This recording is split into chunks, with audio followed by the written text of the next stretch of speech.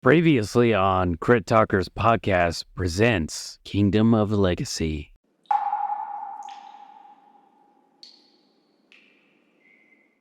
We learned with Frey that on Monday the 7th of May, 1 week before the start of the inciting incident, the Jablonski orphanage was in trouble financially, and Frey had been donating all of his gold to try and help. Uther gathered Frey and Stynexx to go over details of travel to their first job. They met in an alley behind the Anchor's End. When the three moved within 15 feet of each other, they had experienced a feeling like warm sunlight on their skin. It seemed akin to an AIDS spell. Walking into the alley, they were greeted by a small, not-so-subtle, shadowy figure who guided them to a brand new oceanfront business. Our three protagonists were relieved to learn Gil and Lil Eddie were the hosts, and this was not a sting operation by the local authorities or a large crime organization. Clearly, Gil and Lil Eddie had broken into these new shops to host their class, and planned to scam our trio under the guise of teaching them how to play three-card Monte, aka Find the Pretty Lady. During a sidebar, Frey and Stynexx learned the plans of their travel before things started getting out of hand.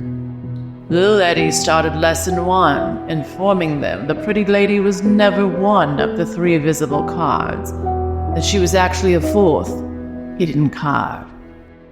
A lesson was rudely interrupted by a group of large, well-dressed men. Gil quickly slipped to the final lesson as he chucked the table at the men.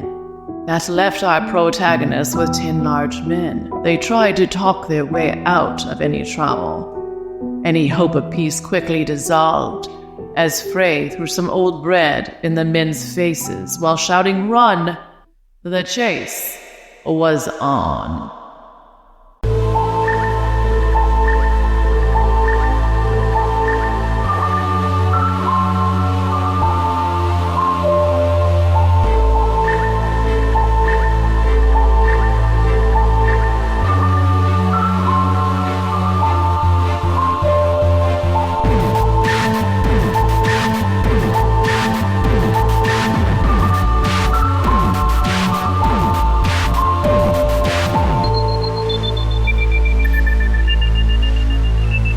Welcome everyone to the CritTalkers podcast, where we talk a lot of crit but don't always back it up. I'm Jake, the GM. Hey, I'm Britt, and I play Frey the Rogue. I'm Shane, and I'm playing Uther Dukem, the Bard. I'm Chris, and I play Stynexx, the Artificer. It's Monday, May the 7th. We see a gray stone 2-story office building with pillars spaced evenly across the front. There are no windows on the first floor, but there are windows all along the second. There's a large sign glowing with runes that says, DARA, Kingdom of Legacy Department of Adventuring Representative Authority. The doors fly open, and out walks Frey, whistling without a care in the world. We notice he has a small bandage on one arm like he has just given blood. Frey continues on, but where he's going isn't as interesting to us at the moment. We cut to inside DARA HQ, to a small lab. A technician in a wrinkled lab coat, messy hair, and thick glasses sits on a stool in a cramped lab holding a glass vial labeled Frey's blood sample. He unstoppers the vial and uses a dropper to transfer 3 drops into a small bowl with runes etched around it. He looks into the bowl, his whole body tense in anticipation for a moment, then sighs. His body slumped in defeat, he swivels back around and picks up a clipboard. He starts to write, but stops when he hears a bubbling sound from the bowl behind him. He turns around to find a yellow-colored liquid in the bowl. The clipboard falls out of his hands as he excitedly grabs for the vial of Frey's blood. It too is yellow. He places his palm on a cabinet directly above him and recites a minor incantation. The cabinet pops open with a hiss of escaping air. He carefully places the yellow vial into a space next to 2 other vials, one pink and one teal. He gets up, and with a move only capable of someone accustomed to cramped working conditions, quickly slips from the room. From outside the room, we hear his excited voice. "That's it! We finally found the third one! Alert the king!" In his haste, he left the cabinet open, allowing us to see the names on the other vial samples, Uther and Stynexx.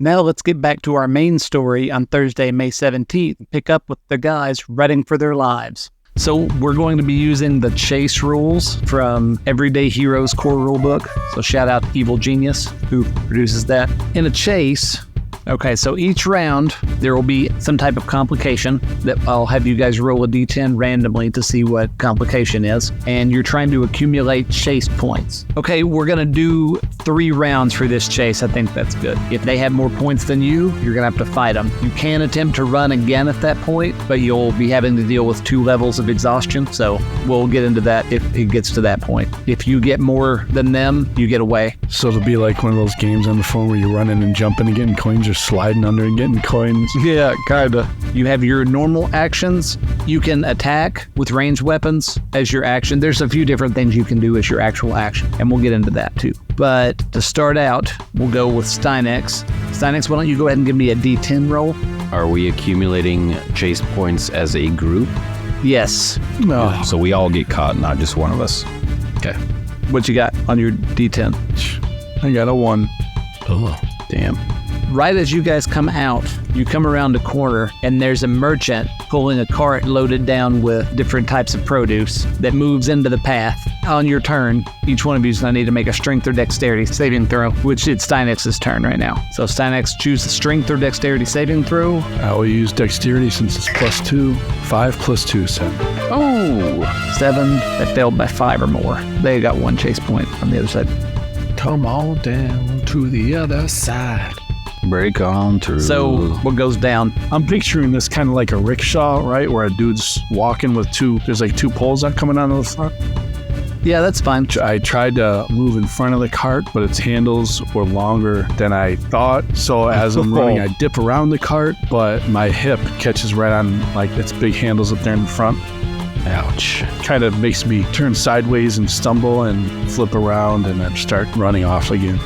So on your turn, you have a number of options. You can do what's called brace, which is a character's focus on the chase environment allows them to get ready for whatever comes next. When a character takes the brace action during a chase, they have advantage on the next ability check or saving throw. Or you can gain ground. A character can try to gain ground on opponents during a chase either by making things more difficult for those opponents or by making things easier for the character's side. A character who takes the gain ground action undertakes an ability contest between them and one combatant on the other side, making use of specific gain ground options that are part of the current application. Or, for instance, you're an artificer. If you have the grease spell, you could drop grease back behind you. That would something else you could do. That'd be fucking sweet if you had that.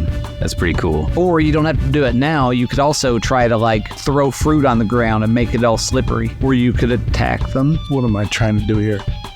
Trying to run. Right now, like, this is Stynexx. He's never been in a sword axe fight or throwing spells at other humans. Like, okay, so I'm gonna tune myself back into the situation so I can run. It's just called brace. Uther, dex or strength saving throw for the fruit cart. Okay, I'm gonna use a dex save, and I got a 12. So you failed, but just by a little bit. So, like, they don't gain any chase points for that. What's that look like? I think when I try to jump over the fruit cart, my foot catches some of the fruit and knocks it down onto the ground, causing like a little obstacle, and maybe some of it gets smushed so it's a little slippery or whatever. What have you? Will I get the choice that Stynexx had? Yes. So the options that they say is scatter spilled fruit over the ground behind you so your opponents slip on it, throw spilled fruit at an opponent, or direct the blame to an opponent so the cart owner antagonizes them. I'll just knock the fruit towards them or throw it towards them. Knocking it towards them or something like that would be best. Okay, so you have to do a contested contest. Contested contest. Yeah, it's a lot of contesting. That sounds pretty difficult. So it's just an ability. So whatever ability you probably like strength versus their dex. You just have to pick one of them to. The enemies? Yeah. The throw spilled fruit at an opponent is strength athletics against their con. Okay, strength athletics. I've got a +5 on that. I rolled an 18, so I get a 23. Oh, wow. Yeah. I may be old, but I still got it. Slinging fruit at him. And the guy in the front's like, I'll break your head open if I catch you. he's slipping and sliding in the Not with that watermelon on your head. Clunk. on his head. And then, like, his eyeballs just pop out to make 2 little eye holes. All right, so you gain a chase point. Frey, you're up. I'm up, even with initiative 9. These guys are big and tough, but they're slow. Cool. I make a dex save. Make a dexterous dex save. I will Make do a contested my- Before you do contest. the contested contest. It's a 15 total. Yeah, you succeed. Nice. I put one hand on the cart and shoot, hip hop. Another chase point for your team. Way to go, Frey. Let's rack up those chase points. Ha! As one says in a chase. Yeah. That right before the police tackled me and beat the shit out. But I had more cheese points. I got chase points. And then what would you like to do for your action, Frey? My self-advantage for the next turn. Okay. Brace. It's called brace. Brace. Yes. I also I scatter some, just like hop over it, turn around real quick, just brush off a bunch of the fruit again so there's even more spilled shit. So what is the cart owner? Can we get some of his commentary in here? Jake, like, Hey, what are you doing to my watermelon? Yep, there you go. Hey, quit knocking off my fruit. Hey, My guys, cabbages. get those guys. Get those ruffians. Get my fruit. Not my fruit. You guys are wrecking my fruit. Hey, stop the fruit wreckers. I was gonna make a cake with that. Hey, run and grab him his dick and twist it. Okay, now the bad guys go. Wait. And wow. Only one of them succeeded. None of them succeeded by 5 or more. And Let's leave them here to deal with the fruit then. yeah, you guys are at 5 chase points compared to their 2 at this point. They're literally like slipping and sliding and trying to keep themselves up on their feet and moving slowly toward you. Top of the order is Stynexx. Shane, why don't you give me a D10 roll? Let's see what complication we get. shit. All right, if you're sure about this. Don't dick twist A this up. 7. All right. You round the corner and you see all of these very angry halflings, and they're standing along this picket line. They have these signs that say, "No more big boxes for little folk." A couple of them have pictures of like what's supposed to be like an outline of Uther, because you can see the big afro with a big circle and a line drawn through it. They're kind of blocking the street where you guys are. They're hoisting up the guy with a broken rib, going like, Oh, be careful. Oh boy. This is going to be a challenge, either an intelligence. a challenging challenge. Yes. Okay, I'll take an intelligence challenge. We'll call it Arcana, because I think that's kind of like math. Spatially, how you can move through this crowd quickly. Or a Charisma, Intimidation, or Persuasion to get them out of the way. Stynexx, you're up. Okay, so I'm using my intelligence. We ran around the corner, and all of a sudden I look and see this mob of halflings. I wouldn't call them a mob, because they're not violent. Well, I rolled 11 They total. are. Oh, okay. I had like 20 or 30 of them. Yeah. All right, so 11, and that's my whole thing. Yeah, okay, so that will fail, but just barely. So you get to the edge of the crowd, and you start moving through them, but it's just you're not able to go as fast as you wanted. Okay. Oh, wait a second. I have a bonus because you said last round I did the brace action. Oh, yeah, you so have don't advantage. I get a bonus? Yes. So roll again. Okay. Yeah, remember the brace action. You remember the brace action. You know what the deal is. Oh, man, Jesus. I got lower. Oh, I didn't get a 1, but I got lower. So. okay. Oh, and my action is going to be brace action again because I'm not understanding how this is so hard for me to navigate through streets. I'm running and I'm looking to my left at a sign with a question mark going, and I mouth, "Is that Uther?" And then I run right into a halfling and he makes me stumble, and I do a little combat roll. And I look back at the sign and I kind of just shake my head and I just keep moving out. Uther, you're up. Uther, if you go with intimidation, you'll get advantage. If you go with persuasion, you'll get disadvantage. Oh, really? Yeah, you're the one that kicked off this whole I was gonna strike. try and steal a sign and hide behind it while I marched through it. Okay, Your afro's poking out over the top of the sign. that'd be vanish into the crowd. Oh, that's intelligence? No, I don't want to do that. No, that would be charisma stealth. So you can do that. You would take the hide action on your turn, but that takes you out of the chase. And if they see you, you're automatically caught. No, I got an idea. I'm gonna run, turn the corner. You know, I slide like in the cartoons, an exaggerated amount. Right. And I look at them and I see. Kind of like Kramer entering a room. Yeah, exactly. These are those goddamn halflings from the dock. Lazy ass. Like, I'm gonna go in there and yell at them. Hey, y'all better get back to work. I'm tenured here. is there such thing as a tenure? Seniority. It'd be seniority. When I see him come running around the corner and he starts yelling, I even say, I'm like, Uther, you're on a sign. I'm gonna tell them all to scatter and try and intimidate them. All right, you get intimidate with advantage. All right. Run before I drop more boxes on. I got an 18. Oh yeah, they scatter out. Nobody wants to be even close to you. And I'm gonna say, and next time I'm taking an even smaller box.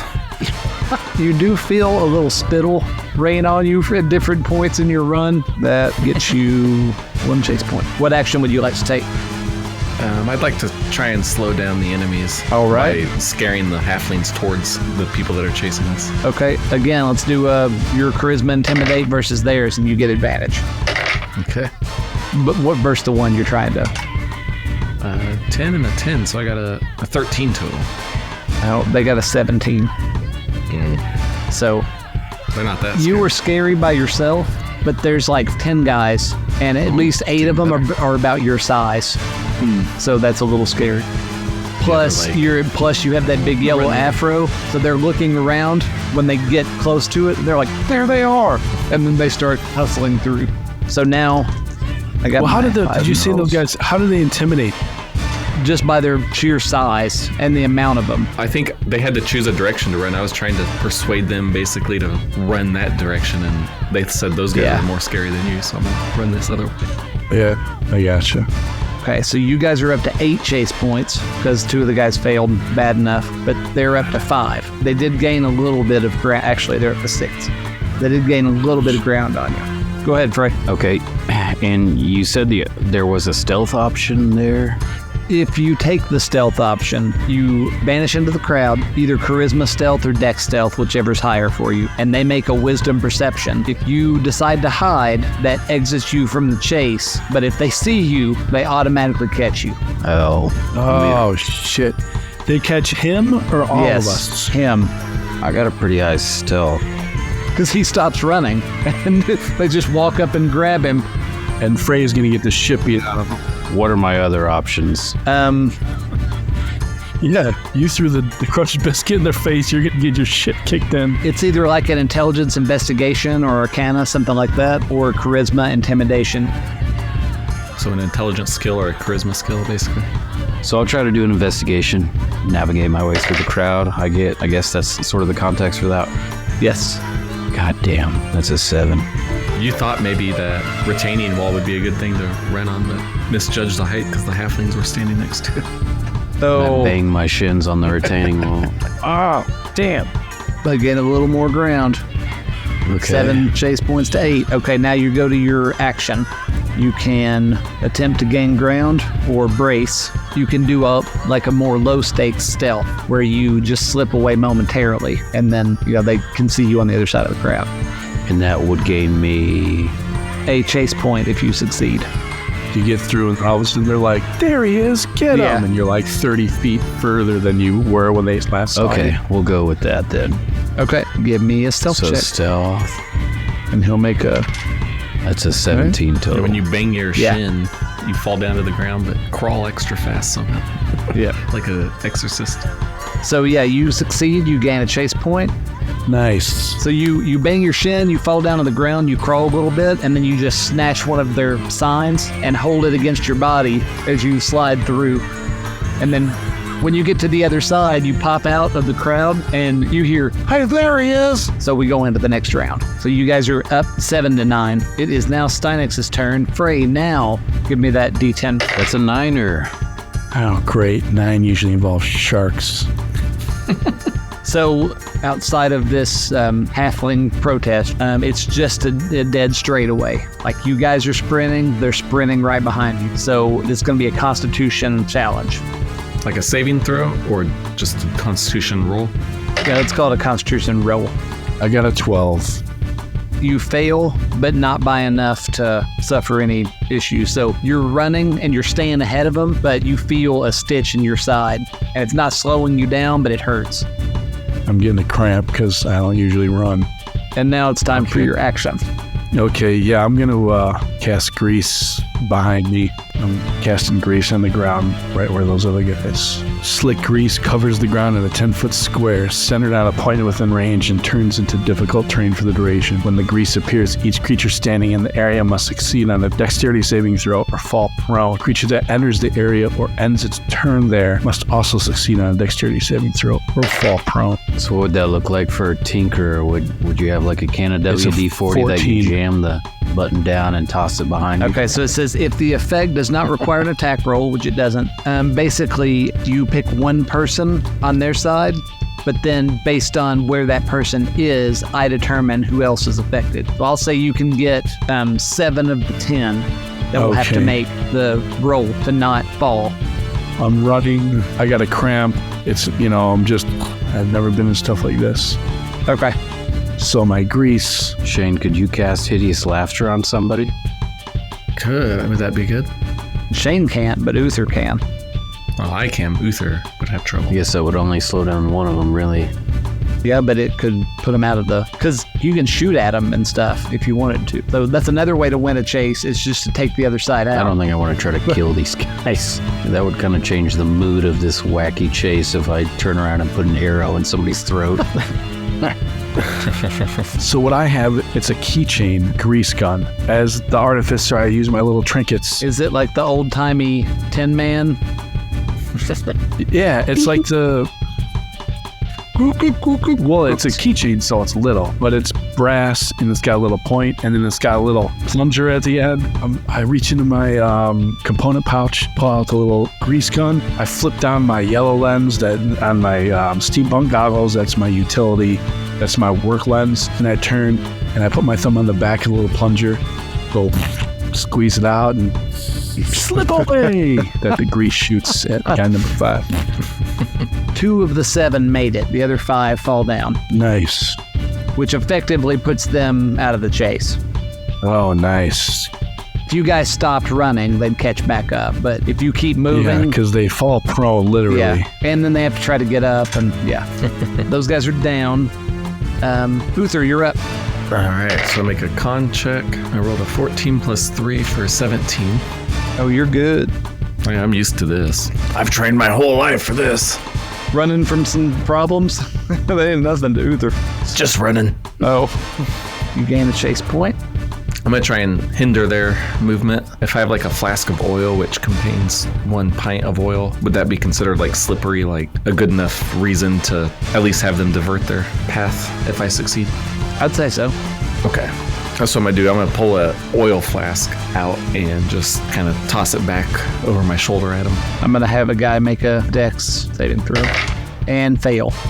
It's a pouch of oil, and I take the stopper off and throw it back there, and the guy in the front steps on it, and it squirts oil behind him at the next guy. Oh, yeah. He's like, what the? Huh, you missed, you idiot. And then the guy behind him. So one of his feet lands in it, the other foot's on regular ground. So he literally almost does the splits and kind of pulls his groin. So that gains you another chase point. Nice. Oh, yeah. So you're up 11-7, and there's only 5 guys left chasing you. That was Uther Frey. So I need to make a con check. Yeah, that's right. That is, whoa, nat 20, baby. Oh, Nice. I think that's perfect. That's pretty much going to end it right there because that's like 5. So I put on the gas. I see him tossing some grease. I see him tossing some oil, and I'm like, And a bag of stale bread and rolls. I throw up the rest of the loaves. And just a big scatter. It looks like snowflakes coming down. It's beautiful. Frey, the rest of your bread. Frey got that nat 20 at the end, so you put on the gas because you realize where you are, and you know you have a little hideaway nearby that there's no way these guys will see. You run toward it, come around the corner, you motion to your friends. You guys all duck into this little cardboard box shanty type setup that he has that looks like it's just some abandoned boxes, and these guys run right past you. And we throw a rock down the path so it sounds like we're further down. Yeah, they're like, Sure. were those One footsteps rock. or just one rock skipping along the cobblestones?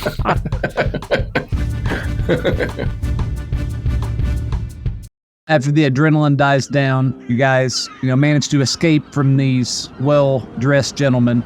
You guys hide out here, and you're resting. You're afraid to even say anything or to make too much noise because you're afraid these guys might come back. I'm ready for a nap.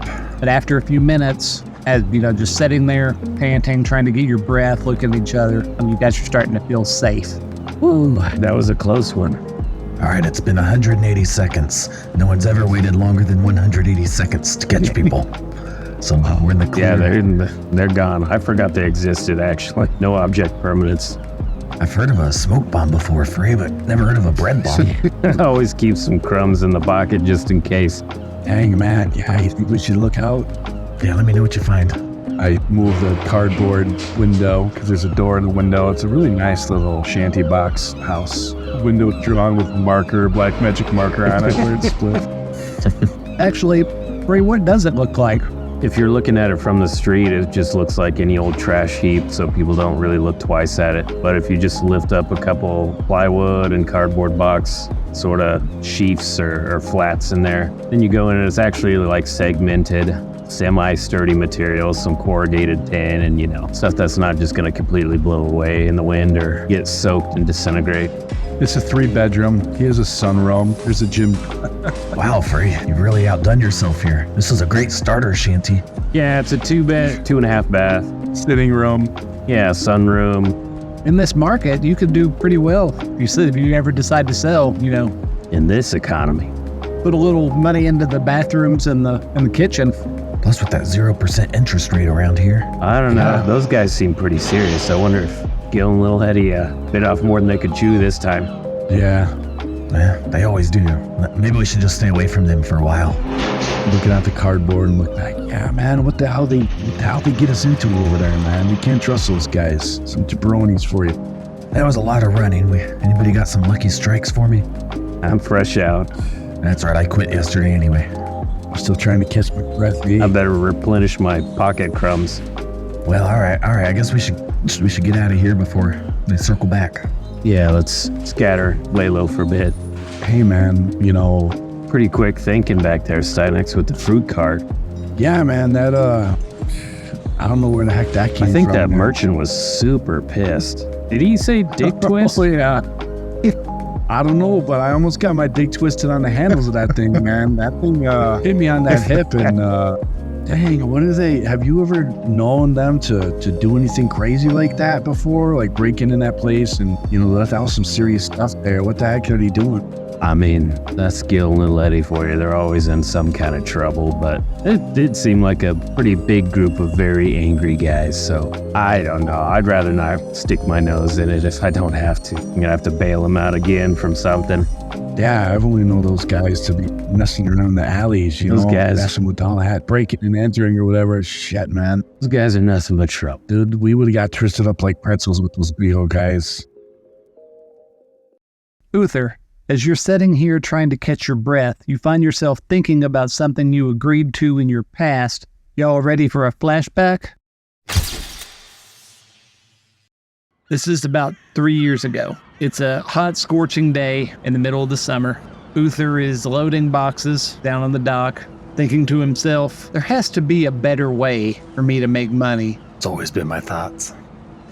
And you're loading these boxes, They're heavy. It's lame. A message spell comes into your head, which is kind of common that this happens. It is a very high magic world. People communicate through message all the time, except usually you know the people who message you, and you've never heard this lady before. And the message says this. Hello, Mr. Uther Dukem. My name is Stacy Bishop. Sir Dukem. I've been told that you are the kind of man that would like a lucrative, easy job. Yeah, that's right. If this is true, meet me on the docks near your current location at midnight tonight. You're a beep. Docks, midnight, location. Oh, hey, Sir Uther Dukem. So that's all you say back? Yeah. All right. Okay. I'm gonna make some money soon. I don't know if I need to be here at the docks today. Hey, boss, I'm not feeling too well. I'm gonna head home. Uther, you got the squirts again? Oh, yeah. I don't know if it was what I drank or... That's like the 4th time this week. Well, All right, well, I'll talk to my doctor. make sure to hydrate and, I already am. that's not what I meant. I'll probably go to the bar and have a couple rounds, but not too many. Can't spend all your money there. You go home and get changed. About that time, Zippy and Frumpy get off work, and the three of you go over to Anchor's End, that little dive bar all the dock workers frequent. Maybe even a little down the road where he gets the idea to organize the dock workers into becoming their own guild, with him just kind of taking a paycheck. Hey, I did a lot of work. Yeah. So yeah, you guys are there, sitting by the bar. Yeah. Zippy says, So that's why, Uther, before I fart, I always do like a test fart to make sure that everything's gonna be okay and I don't get anything in my pants. Oh, would you look at the time there, Zippy? It's about that time I gotta go. I mean, Are you sure, boss? You gotta go? yeah, I've got some important things to take care of, and I'll be back at work tomorrow morning. No. All right. Well, see you later. All right. Well, hey, I hate to leave you guys early because I never do that. Hey, barkeep, the next round for these two are on me. I'll leave extra change. the barkeep is a red-haired half-elf with a patch over one eye. He says, "You got it." All right, take care. Don't get in any trouble. And I'll take my exit. Okay. So you slip on out, a block and a half or so from where you're at, and standing kind of off to the side, you see a dark figure again in your head. Mr. Uther, if you would come this way, we can talk over here privately. What way should say? And the dark figure gestures over to where they are. Oh, hey, you don't gotta talk in my head. We could just talk with our mouths. And I'll move over there, stick my hand out as I'm walking up, a little awkwardly, saying, Hey, hi, Sir Uther Dukem here. She mutters an incantation, and again, this is before Uther had his library card, was a bard. She just cast a light spell, which you probably would be familiar with. So this lady is 5'9", but she is, or around 5'9", but she is wearing heels. A very nice, stylish dress with pearls down the front that comes down to right below her knee. Why don't you give me perception, insight, or you want to go about that? okay, let's do an insight. I rolled a 2, so I got a 5. She doesn't really fit down here in the docks, but something about it just seems to work. Okay. So you step closer, and she says, "I apologize, Sir Uther Dukem." Yes, what can I do for you? You know, I'm always interested in making a little extra money. She says, "So I know where a great treasure is, but I don't have a way to get to it, and I need your help." Oh, well. You see, You called the right guy. What are we doing? my grandfather was a partisan. Came over on one of those ships, not remembering his name. Oh, yeah. He was sick, and he needed to be hospitalized immediately. He wore a golden necklace with a strange symbol on it. The crest was outlined in diamonds and had a huge ruby jewel in the middle. "It's worth more than its weight in gold," he used to say. After being admitted to this hospital, he discovered that a nurse had taken it and claimed it was an engagement gift from her fiancé. Quite the gift. Yes. He complained about the theft, but the other staff members claimed he was just delusional with the fever. Oh, so you need me to go knock him out. I'll start hitting my hand and my fist. "Sir Dukem, this happened years ago." Oh, sorry, I apologize. She says, "So that night, He strangled that nurse for her crime and buried her body next to the hospital without anyone witnessing. Unfortunately, she had brought so much attention to that jewel that he had to bury that necklace with the body for safekeeping. He stayed in that hospital another week until he was fully recovered. The night before he was released, he planned to uncover the body and take that necklace. But when he retraced his steps, there was a huge stone slab covering where the unmarked grave was. The hospital was adding a new wing, you see, and laid a stone foundation for it. That hospital was closed and turned into an orphanage. I think you might know a little something about the orphanage that I speak. Well, yeah, the one down the road. In the Temple that was District. an old hospital. I do remember hearing about that. The Jablonski Orphanage. Yeah, a nice lady. She says, as you know, they rely on donations delivered every month. If the orphanage were to miss some of those donations, it would quickly run out of money, and that would be such a shame. I mean, could I propose maybe we just dig a tunnel to the body? I don't know that would be a grand undertaking, and I don't think you could accomplish that with people being around all the time at the orphanage. Yeah, that's probably true. That's true. Okay. She says, in exchange for your help, I will give you half of that necklace's worth. Oh, what kind of worth exactly are we talking about here? 5,000 gold pieces.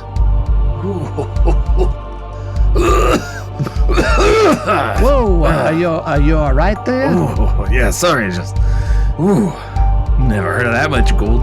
I could buy my own ship. If you come a little closer and we'll discuss the plan.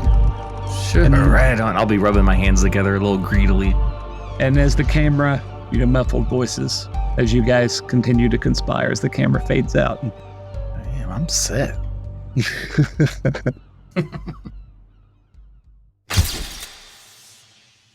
Uther, you doing all right? Huh? Been kind of quiet. Well, I gotta go talk to that woman. Oh, you said you gotta go talk to that woman? Well, hey, it's not a lover or anything, so don't worry, it's not gonna distract me on our job. Go. I'll catch up with you guys A tomorrow. little suspicious. Okay, but well, all right, we'll see you tomorrow. Yeah. Me and Frey will talk about this after you leave, eh? Angry grunts. Okay, so Uther takes off, and now we're going to switch over to Stynexx. And then off in the distance you hear, that damn woman. Let's go ahead and catch up with Stynexx and see what he's up to. Stynexx, what do you want to do? I'm going to head over to KSTT and talk to David Dane about my necklace and kind of weird stuff that's going on with it. He knows the most about magic that anyone that I know. So. Yeah, especially items and such. Yeah. Okay, so you go up to see David Dane, the headmaster of KSTT. What I'm envisioning in my head, Tim Allen in The Santa Claus. Yeah. Okay. You go into his reception area. He has, like a really ornate door. The door is currently closed. And there's what appears to be like a little clockwork automaton, 4 or 5 feet tall. And it looks up at you as you enter, and its eyes flash red and then flash green. And it says, Stynexx, how may I help you? I'm here to see Mr. Dane about a magic item that I got, eh? Doctor, and he emphasizes Doctor, Dane is occupied at the moment, but he will let you know when he is available. Okay, Stynexx, so to kill time, what would you like to do? I'm going to head over to the classroom over here and pop my head in and talk to some of the kids and try to help them with some of their little builds. And his eyes kind of roll like he's thinking, and he says, yes, I believe 2 of the students that you are helping are in one of the classrooms currently. Oh, great. Okay. Yeah. So I'm going to pop in over there if, you're looking for me, but I'll hear the announcement. Yes, very well. And then I go. Okay. You are in a classroom. A couple of the students there have asked you when you had the time to kind of look over some projects they're doing and see if you can figure out why they're not working or whatnot. So you're kind of tinkering with different things. This blue crystal flashes by the door, and you hear David Dane comes over the intercom. Stynexx, please come up to my office. Okay, hey, I gotta run, students. Let me go talk to Mr. Blaine. Okay, we'll be waiting here for you. Come back quickly.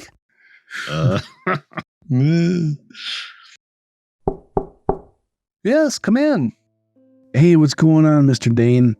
Hi, yes, Stynexx. Come on in, have a seat. I heard you wanted to see me. So I wanted to talk to you about, I know you got a lot of experience. And this necklace I told you about my mom, like the parapet of health. Recently, it's been starting to make me feel a little bit weird. And I think it's doing something to me. I think it changed a couple days ago. It's making me feel different inside, but also, up until now, it was just regular, So I wanted to see if heard of anything about that before. Well, let's take a look here. And he opens up his drawer, pulls out like a jeweler's monocle. He holds it up to his eye, looks at you, and he says, could you hand me the item? Let me take a look.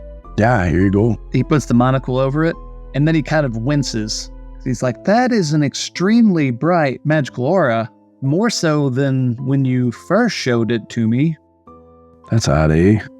That's for sure. He's looking at it. He sets it down on his table, pulls out this box with lenses on it, and he holds it over it, presses a button, and you hear he takes the box, puts it over on the other side of his table. You can see a reflection of your item, and he reaches down and grabs it, and it comes up kind of like Tony Stark with all of his holographic things that he does, and he starts spinning it around. He's like, this might take a while.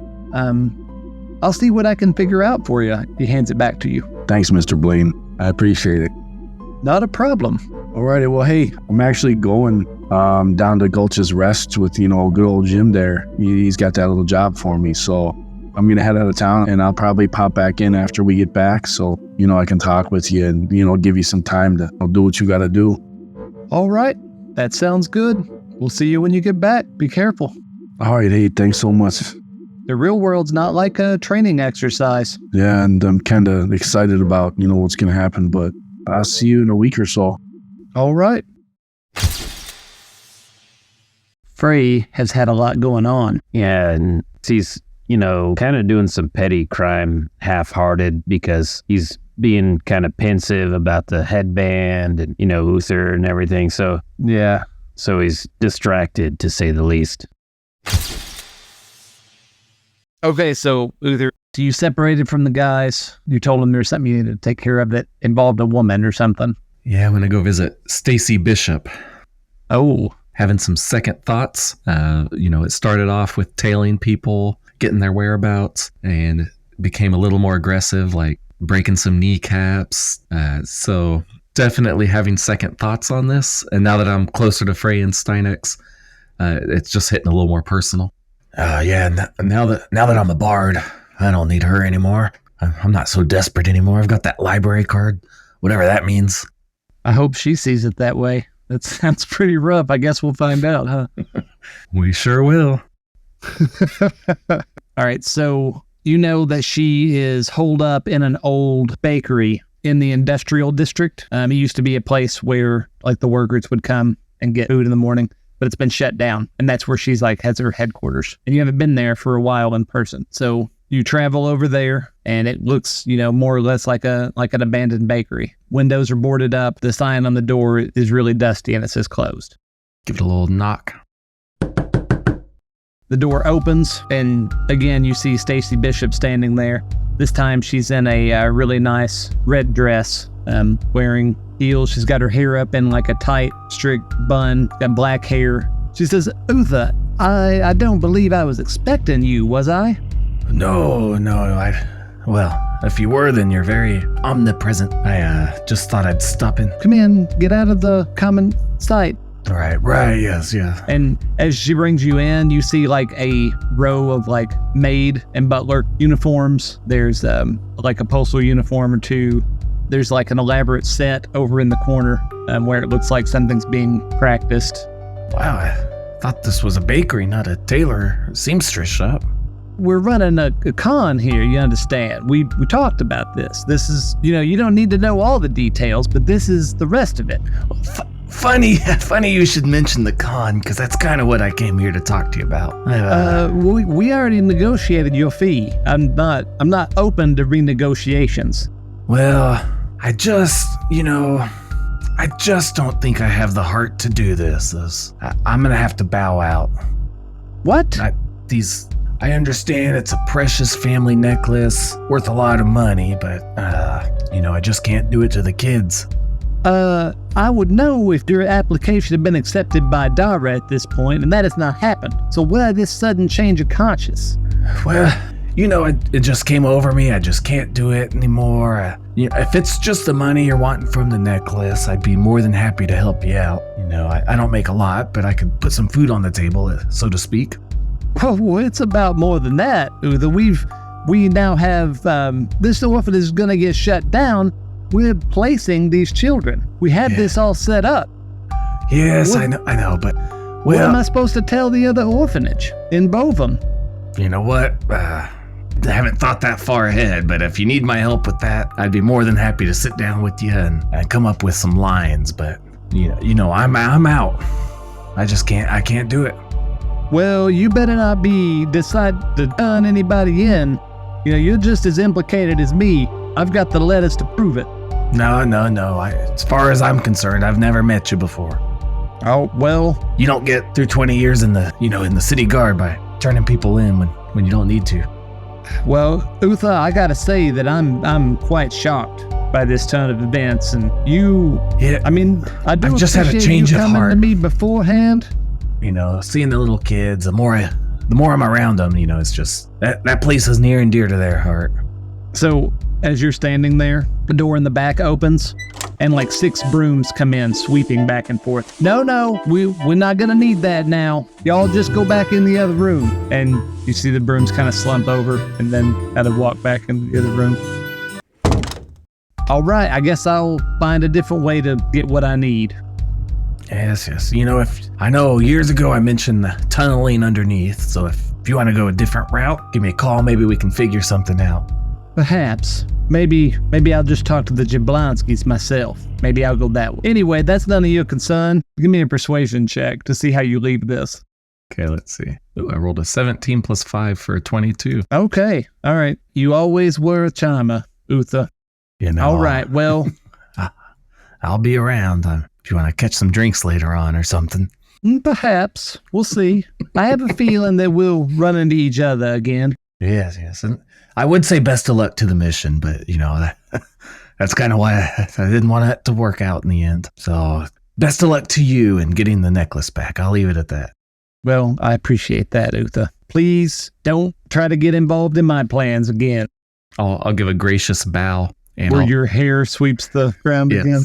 Yes, and I will take a scone off the rack, even if it's like from 20 years ago when it was opened. Right, yeah, it has some mold on it. I would, okay, well, bye-bye now, Uther. Yeah, and I'll leave. All right. And I'm not going to mention it, I'm not going to turn it in. And with that, our protagonists go off to sleep, because tomorrow brings them to the beginning of their first adventure.